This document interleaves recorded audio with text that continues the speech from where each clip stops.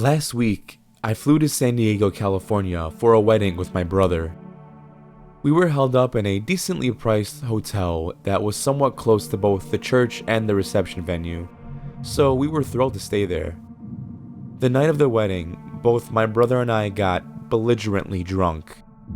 I guess that's the result of a great DJ, reconnecting with close friends, and, of course, an open bar stocked to the brim with premium spirits.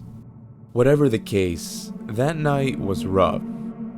We stumbled back into our room after a full day of running around from event to event and immediately proceeded to knock out on our respective beds. Now, because I was so exhausted and not to mention inebriated, I only managed to slip off my suit before crashing. That means I was in bed wearing nothing but a tank top, boxers, and a single Argyle sock. About an hour after falling asleep, I groggily awoke to a dull sensation of pain in my throat and a retching feeling in my stomach. I quickly realized that I had not drank nearly enough water throughout the day, and now I was feeling the repercussions. I conjured every scrap of remaining energy I left in my aching body and swung my legs out of the bed. I ran the options of a remedy through my head before remembering that there was a vending machine conveniently located right outside of our room.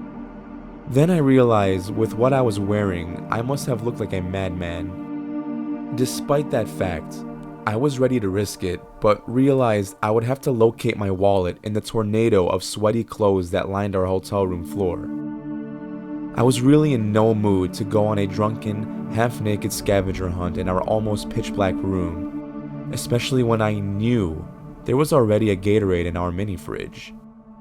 My brother had thought ahead and stored one there for the morning. I looked over to my left and saw him dead asleep. I decided I would take the low road and just drink his Gatorade instead of venturing out to get my own. A dick move, sure, but we've all been there.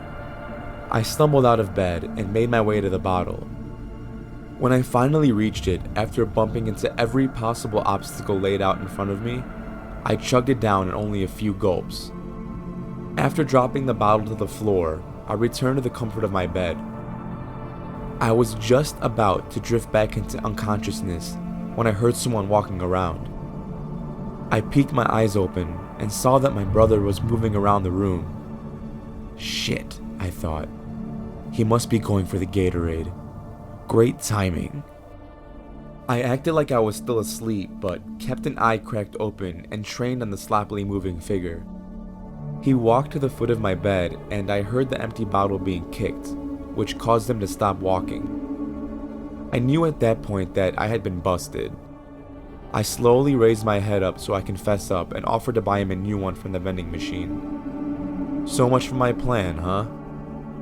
Dude, I whispered in my worn voice. I drank your Gatorade. I saw his shadowy figure stop and slowly turn toward me. Yup, he's pissed, I said to myself. There's a vending machine in the hallway. I can grab you another one. I didn't get up right away, hoping he would choose to just get it himself and I can go back to sleep. But he didn't say that. He didn't say anything. He just stood there. I started to get annoyed.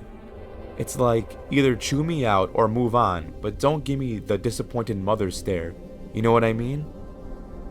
Boo-hoo, bitch, I drank it. You want a new one or not?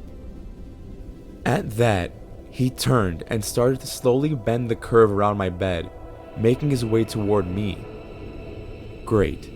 I'm still drunk and half asleep, and this guy wants to start a slap fight or something. I forced myself to sit up and turn toward the center of the room in order to turn on the light and deal with this drunken idiot who was ready to smack me upside my head. That was when I noticed my brother was still asleep in his bed. I froze. It felt like a nightmare. I wanted nothing more than to scream and wake up my brother.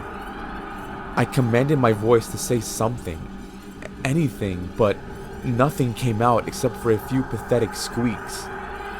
A sudden but brief urge of adrenaline allowed me to grab the pillow that rested beside me and chuck it at him.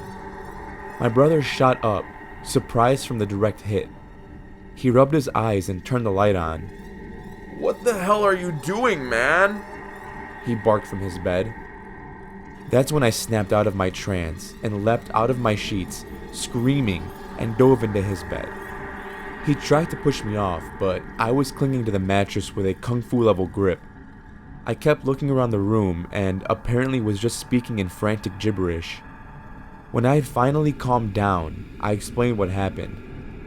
My brother was reluctant to believe me at first because he had not seen anything when he turned the lights on. I got up and looked around. The only evidence I could find was the Gatorade bottle. I specifically remember dropping it on one side of the room, near the foot of my bed. Now it was sitting upright in front of the door, which was on the other side of the room. He tried to rationalize this, but I insisted I had not moved it there. Knowing I was never one to make jokes of this nature, my brother believed me.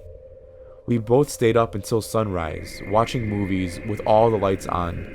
As soon as we were able to, we got our stuff and checked out.